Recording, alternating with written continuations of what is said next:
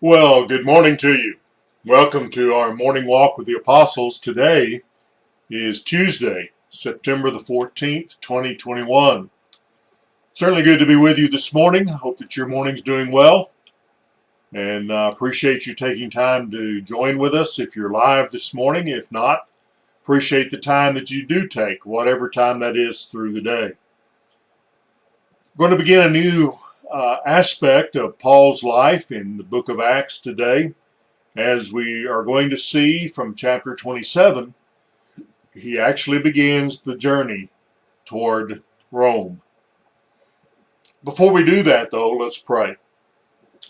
Gracious Father, thank you for the day and its blessings. We're so grateful for all you do for us, for the past night's rest, and you're keeping us through the night. Bless us today, Father, as we seek to do your will and to serve in whatever capacity we may have opportunity to. And bless us, Father, to see those opportunities and be able to take advantage of them. We thank you, Father, for your word that teaches, guides, and instructs us. We thank you for your Son who came and gave his life for us. And as we read from the Bible and study it, not just in this hour, but any time, may we be open-minded, open-hearted, seeking to know and to do your will. Continue to be with us in our lives, be with our world, be with our country. We ask this all in the name of Jesus. Amen.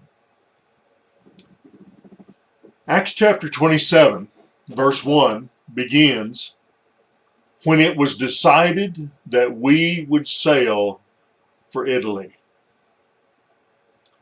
In that manner, Luke began a record of Paul's journey to Rome. Chapter 27 of Acts is a remarkable chapter. It is a detailed account of a few weeks' voyage that actually took months. A thrilling adventure filled with raging seas, shipwreck, and a narrow escape. What was Luke's purpose for including this event? Luke loved a good narrative, but that hardly seems sufficient justification for a writer who was normally miserly with his words. The answer can probably be found in Luke's primary purpose in the last part of the book. That is, telling us how Paul reached Rome. Underlying the theme of how Paul reached Rome is another, how Satan tried to prevent Paul from reaching Rome. When Paul wrote to the congregation in Thessalonica, he said, quote, "But we, brethren, were all the more eager with great desire to see your face. For we wanted to come to you, I, Paul, more than once, yet Satan thwarted us." End quote. 1 Thessalonians 2, verses 17 and 18. Paul had been hindered from going to Thessalonica by malevolent Jews, unfavorable circumstances, and distance, but he understood that those were simply tools in the hands used by Satan. If Satan did not want Paul to return to Thessalonica, how much more he would not want the apostle to reach Rome. If Paul reached Rome, he could use the imperial city as a base from which to spread the gospel into all the world. And Satan could not tolerate that. We have seen the devil use every means available to prevent Paul from realizing his dream to see Rome. Acts 19:21. The devil has used troublemakers from Asia, puzzled soldiers, unscrupulous Jewish leaders, determined assassins, indecisive Roman governors. Through it all, however, God had been with Paul. The devil was thwarted, not Paul. In spite of Satan's best, or maybe I should say his worst, efforts, the apostle was on his way to Rome. Acts 27:1. Well, did Satan admit defeat? Never. Rather, his rage apparently reached cosmic proportions. In chapter 27 and the first part of chapter 28, we will see the devil try anything and everything to keep Paul from completing his journey. Foolish men, fragile ships, and the fury of nature. Violent winds, angry waves, treacherous sandbars, even poisonous snakes. How could Paul survive this onslaught? Well, the same way he survived Satan's attacks in Jerusalem and Caesarea, through God's providential care and through his faith in God. Now, commentators are fond of noting that, quote, we see another side of Paul in chapter 27, end quote, as though that was Luke's purpose for telling the narrative.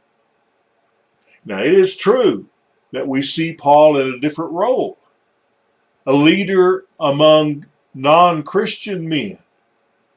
However, Luke's emphasis was not on Paul, but on Paul's God. As we shall see, Luke made clear that it was humanly impossible for the ship to survive the coming storm that we'll be looking at in the coming days. It was necessary for God to step in. The heart of the account is found in verses 23 to 25. That is in Acts chapter 27. As Paul would speak to his fellow shipmates. Acts 27, verse 23 to 25. Paul would say there, For this very night an angel of the God to whom I belong and whom I serve stood before me, saying, Do not be afraid, Paul. You must stand before Caesar, and behold, God has granted you all those who are sailing with you. Therefore, keep your courage up, men, for I believe God that it will turn out exactly as I have been told. So, I want to suggest to you that Luke's purpose in writing chapter 27 was twofold. One, to show how God continued to work in the life of Paul, and thereby, two, to demonstrate that even the forces of hell could not and cannot thwart God's plans and purposes. Well, does this have anything to do with us? Definitely. Truth is that Satan continues to try to destroy us and to defeat God's purpose in our lives. 1 Peter 5, verse 8. Each of us needs God's help to survive. Chapter 27 can give us confidence as we face our own storms of life. Now, when I speak of storms of life, do not misunderstand me. Luke was not speaking allegorically as he wrote of a terrible storm hurled against the merchant ship bound for Italy. The waves were real. The danger was genuine. Nevertheless, few commentators can resist a comparison or two between Paul's journey to Rome and our own journey through life. So as we take our morning walks through chapter 27 and the first part of chapter 28, I hope that we can enjoy it as an exciting adventure. At the same time, I want you to see parallels with your own experiences in life. As we go through the text in coming devotionals, I will briefly suggest many parallels to life. Like Paul's trip, most of our lives have good days and bad, and the unexpected can happen at any moment. In our morning walk devotional today and tomorrow, we will highlight the contrary winds and the storm so we can identify with Paul's problems. In the morning walk devotionals that follow, we will look at the dramatic conclusion of chapter 27 so we can appreciate God's solution. Now, you remember back in chapter 25, verse 11, Paul had appealed to Caesar. In August AD 59, preparation to transport him to Rome was finally complete. Now, the year AD 59 agrees with the chronology we have been establishing in connection with Felix leaving and Festus arriving in Palestine. That date also agrees with the fast, that is, the Day of Atonement, which was so late in that year that sailing was hazardous. See Acts 27, verse 9. And so we read in Acts 27:1, when it was decided that we should sail for Italy, they proceeded to deliver Paul and some other prisoners to a centurion of the Augustan cohort named Julius. Now remember, a centurion was over 100 men, although it is doubtful that so many were accompanying Julius on this trip. A cohort was a regiment of between 600 and 1,000 men. Now the first thing that draws our attention in verse 1 is the word we. We should sail for Italy. Luke had traveled with Paul to Jerusalem, Acts 21:17, and would travel with Paul to Rome. Now, glancing ahead to verse 2 here in 27, we've noticed that Aristarchus, a Macedonian of Thessalonica, was another of Paul's friends who had gone with him to Jerusalem, Acts 20, verse 4, but he is also on board the ship now with Luke and Paul bound for Rome. And then we are struck by a sad phrase, and some other prisoners. The Greek word that Luke uses here, we translate other, means others of a different kind. In other words, these other prisoners were probably condemned criminals, being transported to Rome so they could be thrown to wild beasts for the amusement of the crowds in the Colosseum. Such was the cruel world in which they lived. And this would later explain a decision by their guards, chapter 27, verse 42. We'll see that when we get there. Then, back to verse 1. Verse 1 tells us that Paul was delivered to a centurion of the Augustan cohort named Julius. Now, the Augustan cohort had some connection with the August one, that is, the emperor. Some think it was an, quote, imperial cohort, whose officers and men traveled throughout the empire on escort and courier duties, end quote. That's from John Pollock, his book, The Apostle, A Life of Paul, page 274. Festus and the local Roman officials probably turned the responsibility of Paul over to Julius in a ceremony of some sort. I see the governor handing his official report to Julius for him to deliver, and I hear him carefully explaining that Paul was an uncondemned Roman citizen who should be given preferential treatment. Then, with the formalities completed, all boarded the ship, and they cast off. Luke said in verse 2a, and embarking in an Adramyttian ship, which was about to sail to the regions along the coast of Asia, we put out to sea. Verse 2a. Unable to find a ship going directly to Italy, they started north along the coast. Now let me switch over to a map here for just a moment. Whoops, let's see here.